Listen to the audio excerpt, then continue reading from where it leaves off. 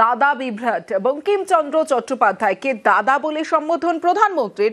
সৌগত রায়ের আপত্তির পর বললেন বঙ্কিম বাবু। বঙ্কিমচন্দ্রের নাম ভুল বলে বিতর্কে জড়ালেন কেন্দ্রীয় সংস্কৃতি মন্ত্রী গজেন্দ্র সিং শেখাওয়াত।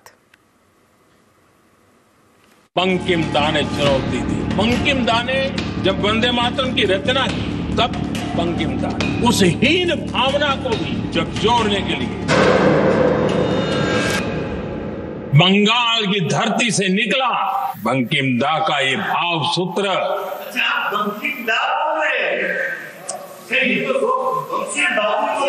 बंकिम बाबू बोले। अच्छा, thank you thank you thank you thank you thank you आपकी भावनाओं के लिए मैं आदर करता हूं। বন্দে মাতরমের 150 বছর উপলক্ষে লোকসভায় আলোচনা। সোমবার সেখানেই বঙ্কিমচন্দ্র চট্টোপাধ্যায়কে বঙ্কিমদা বলে সম্বোধন করেন প্রধানমন্ত্রী। জানিয়ে তৎক্ষণাৎ আপত্তি জানান তৃণমূল সাংসদ সৌগত রায়। তৃণমূল সাংসদের আপত্তির পর বঙ্কিম বাবু বলে ভাষণ দেওয়া শুরু করেন নরেন্দ্র মোদী। बंगाल का विभाजन तो हुआ लेकिन एक बहुत बड़ा स्वदेशी आंदोलन खड़ा हुआ और तब वंदे मातरम हर तरफ गूंज रहा था। अंग्रेज समझ गए थे कि बंगाल की धरती से निकला बंकिम दा का ये भाव सूत्र।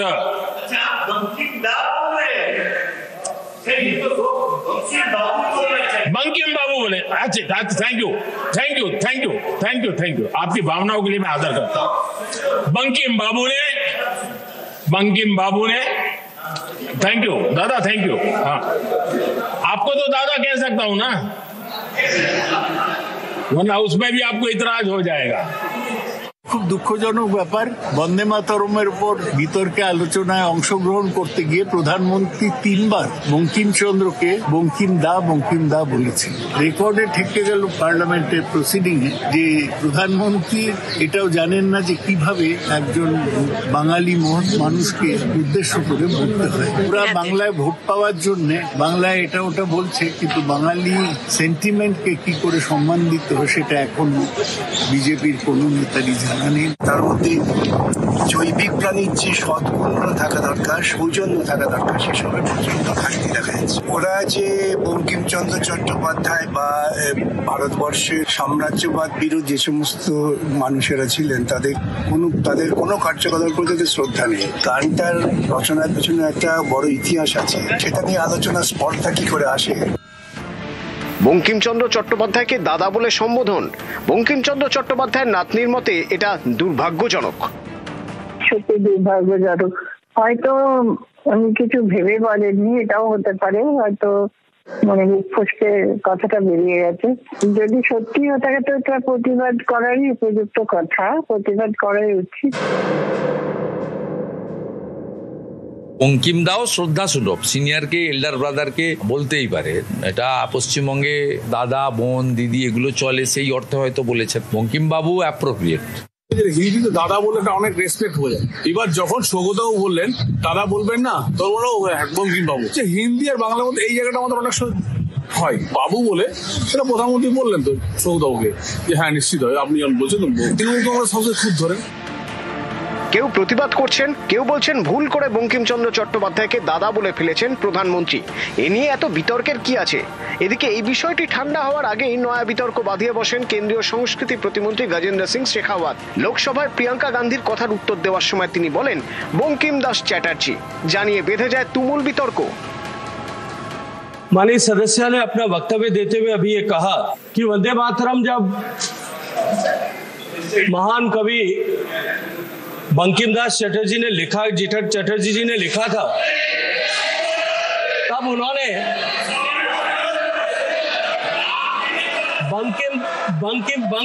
बंकिम चटर्जी ने चट्टोपाध्याय जी ने लिखा था।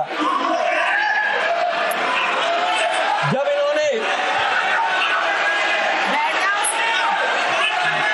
बंकिम बाबू ने जब वंदे मातरम लिखा, মাননীয় প্রধানমন্ত্রী বঙ্কিমচন্দ্র চট্টোপাধ্যায় সম্পর্কে বলতে গিয়ে বারবার বলছেন বঙ্কিম দা, মানে মনে হচ্ছে যেন চায়ের দোকানে একসঙ্গে আড্ডা দেন। গোটা যে ঔদ্ধত্য, এই ঔদ্ধত্য কোনোভাবেই বাংলার মানুষ মেনে নেবেন না। এবং শুধু উনি নন, তারপরে দেখা গেল আরেকজন মন্ত্রী কেন্দ্রীয় সরকারের, তিনি এবার বলছেন বঙ্কিম দাস চ্যাটার্জি। বাংলার প্রতি আক্রোশ, বাংলার প্রতি যে ঘৃণা এবং বাঙালি মনীষীদের ধারাবাহিকভাবে অপমান করবার যে দীর্ঘ তালিকা, তাতে নতুন সংযোজন হচ্ছে বঙ্কিম দা।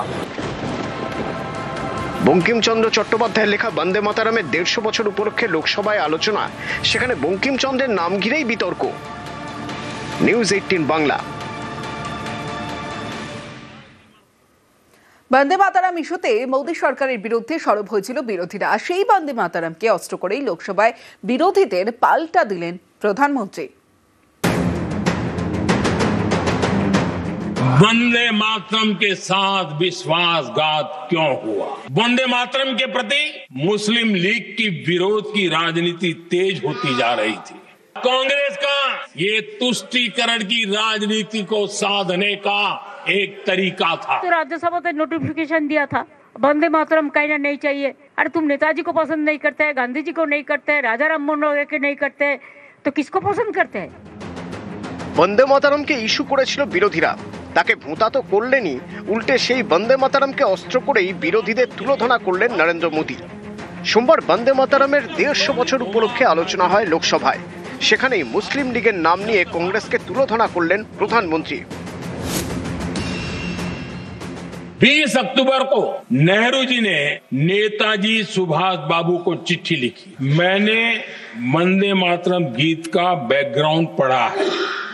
मुझे लगता है कि ये जो बैकग्राउंड है, इससे मुस्लिम भड़केंगे। 26 अक्टूबर को कांग्रेस ने वंदे मातरम पर समझौता कर लिया, वंदे मातरम के टुकड़े कर दिए। कांग्रेस ने मुस्लिम लीग के सामने घुटने टेक दिए। वंदे मातरम के 100 साल हुए, तब देश आपातकाल की जंजीरों में जकड़ा हुआ था। देशभक्ति के लिए जीने मरने वाले लोगों को जेल के सलाखों के पीछे बंद कर दिया गया। हम ये बहस यहाँ आज 2 वजहों से कर रहे हैं। पहला कि बंगाल का चुनाव आ रहा है, हमारे प्रधानमंत्री अपनी भूमिका निभाना चाहते हैं उसमें। दूसरी वजह ये है कि जिन्होंने स्वतंत्रता की लड़ाई लड़ी, जिन्होंने देश के लिए बड़ी बड़ी कुर्बानियां दी, उन पर सरकार नए आरोप लादने का मौका चाहती है। देश का ध्यान फिर से जनता के ज्वलंत मुद्दों से भटकाना चाहती है। यही एक मकसद है आपका। सर भाषण बहुत अच्छा देते हैं, लेकिन तथ्यों के मामले में कमजोर पड़ जाते हैं। जनता की प्रतिनिधि हूँ, कलाकार तो नहीं हूँ। সম্প্রতি বন্দে মাতারাম ইস্যুতে কেন্দ্রের শাসক দলের বিরুদ্ধে সরব হন বিরোধীরা। প্রশ্ন তুলেছিলেন, রাজ্যসভায় বন্দে মাতারামের মতো দেশাত্মবোধক স্লোগানকে কিভাবে নিষিদ্ধ করতে পারে মোদী সরকার। এদিন কোচবিহার যাওয়ার পথে ফের এ নিয়ে সুর চড়ান মমতা বন্দ্যোপাধ্যায়। पहले तो राज्यसभा ने नोटिफिकेशन दिया था वंदे मातरम कहना नहीं चाहिए। कल मैं बीजेपी का बात भी सुना, कोई बोला कि नेताजी को हम पसंद नहीं करते हैं। अरे तुम नेताजी को पसंद नहीं करते हैं, गांधी जी को नहीं करते हैं, राजा राममोहन राय के नहीं करते हैं, तो किसको पसंद करते हैं? देशेर सम्बन्धे যারা জানে না তারা নেতাজিকে অপমান করে, বঙ্কিমচন্দ্রকে অপমান করে, রবীন্দ্রনাথ ঠাকুরকে অপমান করে, বিদ্যাসাগরকে অপমান করে, রাজা রামমোহন রায়কে অপমান করে। এরা জানে বাংলার অবদান। बंगाल से ये सॉन्ग नेशनल सॉन्ग है एंड जनगण मन अधि इज द नेशनल एंथम है, लेकिन वंदे मातरम का पूरा गाना कभी नहीं लिया था। ओनली रविंद्रनाथ टैगोर ने कुछ लाइन, सिलेक्टेड लाइन तैयार किया था, उसी का ऊपर में Vande Mataram national song accepted हुआ था। বিরোধীদের তোলা বন্দে মাতারাম ইস্যুকে সামনে রেখেই এদিন বিরোধীদের নিশানা করলেন নরেন্দ্র মোদী। आज भी कांग्रेस और उसके साथी और जिन जिन के नाम साथ कांग्रेस जुड़ा हुआ है, सब वंदे मातरम पर विवाद खड़ा करने की कोशिश करते हैं। অপারেশন সিঁদুর হোক বা এসআইআর, একের পর এক ইস্যুতে সংসদে আলোচনার দাবিতে সরব হতে দেখা যায় বিরোধীদের। কখনো সেই দাবি মেনে নেয় সরকার, কখনো আবার তা উড়িয়ে দেয়। এবার শীতকালীন অধিবেশনের শুরুতেও এসআইআর নিয়ে আলোচনার দাবিতে সুর চড়ায় বিরোধীরা। সেই দাবি সরকার মেনে নিলেও ঠিক হয় সোমবার আলোচনা হবে বন্দে মাতরমের 150 বছর উপলক্ষে, আর মঙ্গলবার আলোচনা হবে এসআইআর নিয়ে। এসআইআর নিয়ে সংসদে শাসক দলকে কোণঠাসা করতে যখন প্রস্তুত হচ্ছে বিরোধীরা, তখনই বন্দে মাতরমকে সামনে রেখে আক্রমণের ঝড় তুলে দিলেন প্রধানমন্ত্রী। वंदे मातरम के साथ विश्वासघात क्यों? নিউজ 18 বাংলা। বাংলা বোঝেন না কেন্দ্রীয় মন্ত্রী, তাই বাংলায় প্রশ্ন করে উত্তর পাননি রাজ্যসভার তৃণমূল সাংসদ মমতা বালা ঠাকুর। এমনই অভিযোগে সরব পশ্চিমবঙ্গের শাসক দল। আমি প্রশ্ন করি, এসআইআর কে নিয়ে যারা হিন্দু তাদেরকে এখান থেকে তাহলে কেন বিতাড়িত করার জন্য আপনারা করছেন? তার উত্তরে উনি আজকে কোনো জবাব দিতে পারেনি। তার উত্তরে খট্টারজি, যিনি সংশ্লিষ্ট মন্ত্রী, তিনি বলেছেন যে তারা বাংলা বোঝেন না। অনুপ্রবেশকারী বলে এদেশ থেকে হিন্দুদের বের করে দেওয়া, এটা আমরা জানতে চাই।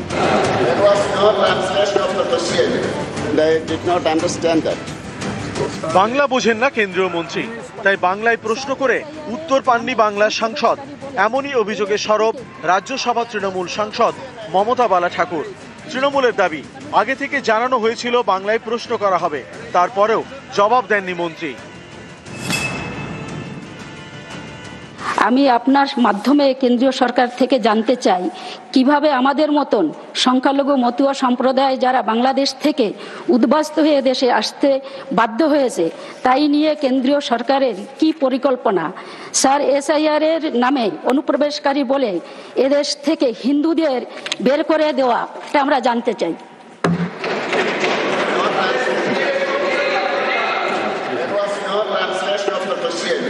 And I did not understand that. Okay. Ms. Swati Maliwal. We will consider your question and. Yes, sir, I understood. I understood the question. Please. My colleague translated that. Okay. Okay, no problem. Wait. No problem, no. No. आप बैठिए. Now he is answering. आप बैठिए, he is answering. अरे you want answer now? आप बैठिए, he is answering. আমি প্রশ্ন করি, যারা বাংলাদেশ থেকে এসে আমার মতো সমাজের মানুষ, এসআইআর কে নিয়ে যারা হিন্দু তাদেরকে এখান থেকে তাহলে কেন বিতাড়িত করার জন্য আপনারা করছেন? তার উত্তরে উনি আজকে কোনো জবাব দিতে পারেনি। এইভাবে বাংলাকে বিভিন্নভাবে বাঙালিদের উদ্বাস্তু এবং মতো সমাজের হিন্দুদের ওনরা এসআইআর করে তাদের এই দেশ থেকে বিতাড়িত করার জন্য এবং ডিটেনশন ক্যাম্পে ঢুকানোর জন্য যে পরিকল্পনা করেছে, আজকে আমরা সেটা বুঝতে পারলাম। খুবই দুর্ভাগ্যজনক। তার উত্তরে খট্টারজি, যিনি সংশ্লিষ্ট মন্ত্রী, তিনি বলেছেন যে তারা বাংলা বোঝেন না, যদিও আমাদের চিফ হুইপ নোটিশ দিয়েছিলেন যে আমরা প্রশ্ন বাংলায় করব এবং তার যেন ইন্টারপ্রেটার থাকে এবং ট্রান্সলেটার কিন্তু ছিল, কিন্তু উনি বললেন যে আমরা বাংলা বুঝি না এবং কোনো ইন্টারপ্রিটেশন নেই, তাই আমরা জবাবও দিতে পারবো না। এটা বাংলার প্রতি অপমান। শান্তনু ঠাকুর আমাদের মতুয়ার সমাজের প্রতিনিধি এবং কেন্দ্রীয় মন্ত্রী, তাহলে কি বিজেপি বাঙালি বিরোধী? নেতাজি সুভাষচন্দ্র বোস কর্তব্য পথে নেতাজির যে অবক্ষ মূর্তিতে দাঁড়িয়ে আছে, সেটা কি বাঙালি বিরোধী? শুধু নাটক করে বিজেপির বদনাম দিয়ে লাভ নেই। বের করে দেওয়া, এটা আমরা জানতে চাই। I did not understand that. সোমবার রাজ্যসভায় এই অভিযোগ, আর এদিনই লোকসভায় প্রধানমন্ত্রী নরেন্দ্র মোদীর মুখে একাধিকবার শোনা গেল বাংলা কবিতা, বাঙালি মনীষীদের নাম। गुरुदेव रविंद्रनाथ टैगोर ने लिखा था, उन्होंने लिखा था, एक ही सूत्रे बांधी आछी सहस्त्रटी मौन, एक ही कार्य सौंपी आछी सहस्त्र जीवन, वंदे मातरम। अर्थात एक सूत्र में बंधे हुए सहस्त्र मन, एक ही कार्य में अर्पित सहस्त्र जीवन, वंदे मातरम। ये रविंद्रनाथ टैगोर जी ने लिखा। যাদের কাছে ভ্যালিড কার্ড আছে, আধার কার্ড আছে, গত শুক্রবার তৃণমূল সাংসদ শতাব্দী রায় অভিযোগ করেন, বাংলায় কথা বলেছিলেন বলে তাকে লোকসভায় বলতে দেওয়া হয়নি। তারপর এবার বাংলায় প্রশ্ন করে উত্তর না পাওয়ার অভিযোগ আরেক তৃণমূল সাংসদের। হিন্দুদের বের করে দেওয়া, এটা আমরা জানতে চাই। News 18 Bangla. I did not understand that. কোচবিহারে প্রশাসনিক বৈঠক সুর চড়ালেন মমতা বন্দ্যোপাধ্যায়। বর্ডার এরিয়ায় কোনো মাতব্বরি বরদাস্ত করা হবে না। সীমান্তবর্তী জেলায় গিয়ে সীমান্ত নিয়ে কড়া বার্তা মুখ্যমন্ত্রীর।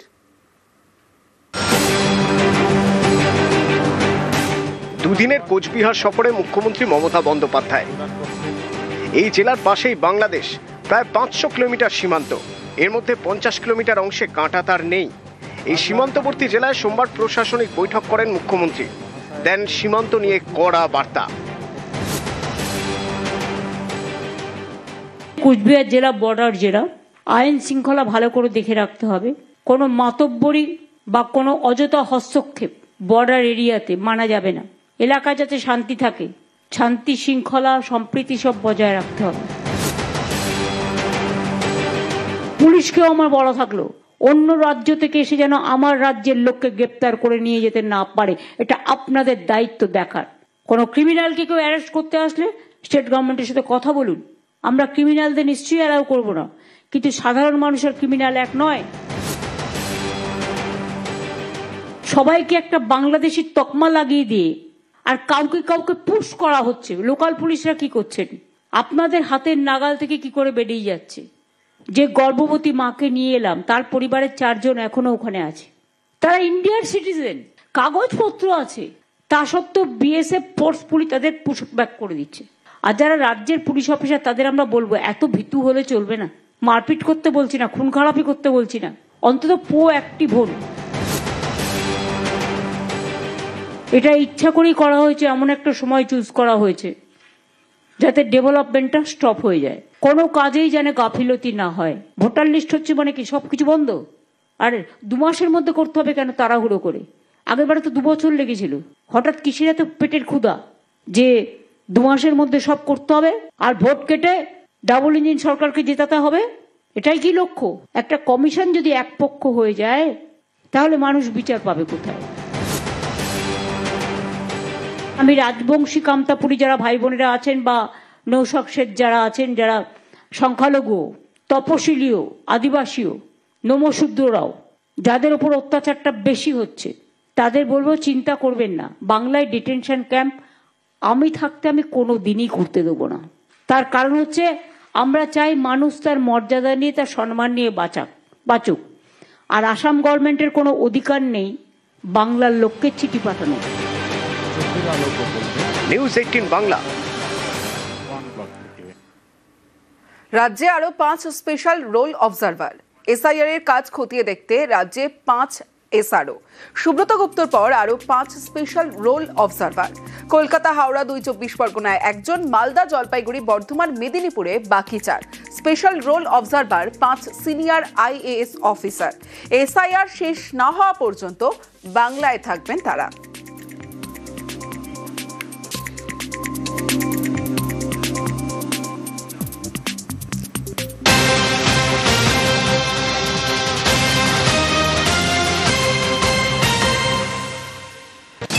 পূর্ব কলকাতা জলাভূমি নিয়ে করা হাইকোর্ট। জলাভূমি এলাকার সংরক্ষিত জমির দাগের তালিকা প্রকাশের নির্দেশ। আর ঠিক কি নির্দেশ দেওয়া হয়েছে বিস্তারিত জানাবে অর্ণব হাজরা, রয়েছে আমার সঙ্গে। অর্ণব, দেখো, প্রায় 2 বছরের কাছাকাছি সময় ধরে মামলাটি বিচারপতি অমৃতা সিনহার বেঞ্চে চলছে এবং এই মামলার মূল উদ্দেশ্য হচ্ছে পূর্ব কলকাতার যে বিশাল জলাভূমি রয়েছে সেই জলাভূমি দখল করে একের পর এক বেআইনি নির্মাণ হচ্ছে এবং গোটা কলকাতার কার্যত ছাঁকনি বলা হয় যে পূর্ব কলকাতা জলাশয়কে, সেটা কার্যত সংকটে পড়ছে এবং এক্ষেত্রে আদালতের নির্দেশে পূর্ব কলকাতা জলাভূমির উপরে বেআইনি নির্মাণ কত তার একটা সংখ্যা জলাভূমি কর্তৃপক্ষ আদালতে জানিয়েছিল, যে সংখ্যাটা প্রায় 500-র বেশি, 505-এর কাছাকাছি। আজকে বিচারপতি অমৃতা সিনহা নির্দেশ দিয়েছেন জলাভূমি কর্তৃপক্ষ 2 জায়গায়, তাদের নিজস্ব যে ওয়েবসাইট রয়েছে পূর্ব কলকাতা জলাভূমি কর্তৃপক্ষ এবং পাশাপাশি বিভিন্ন সংবাদ মাধ্যমে সেইখানে বিজ্ঞপ্তি দিয়ে বা বিজ্ঞাপন দিয়ে জানিয়ে দেবে যে কোন কোন দাগ নাম্বারে বেআইনি নির্মাণ হয়েছে এবং যেগুলি নিয়ম ভেঙে এই অবৈধ নির্মাণ করা হয়েছে। 2006 সালের যে নির্দিষ্ট আইন রয়েছে জলাভূমি সংরক্ষণের ক্ষেত্রে, সেই আইন অনুযায়ী পূর্ব কলকাতা জলাশয় বুঝিয়ে যে সমস্ত বেআইনি নির্মাণ হয়েছে তারই বিস্তর তথ্য, দাগ নাম্বার, তার খতিয়ান নাম্বার এই সংক্রান্ত তথ্য খুব তাড়াতাড়ি সংবাদ মাধ্যমে বিজ্ঞপ্তি দিয়ে জানিয়ে দিতে হবে এবং একই সঙ্গে পদক্ষেপও নিতে হবে এই ঘটনার ক্ষেত্রে। এবং মামলাটি ফের শুনানির জন্য আসবে ফেব্রুয়ারি মাসে। কিন্তু পূর্ব কলকাতা অত্যন্ত গুরুত্বপূর্ণ, মূল কলকাতা শহরকে বাঁচিয়ে রাখার প্রশ্নে এবং সেখানেই প্রাথমিকভাবে চিহ্নিত যে 505টি বেআইনি নির্মাণ, তারই বিস্তারিত তথ্য অর্থাৎ দাগ নাম্বার, খতিয়ান নাম্বার, জিএস নাম্বার এগুলি বিজ্ঞপ্তি দিয়ে এবার জানানোর নির্দেশ দিল কলকাতা হাইকোর্ট। বেশ অর্ণব।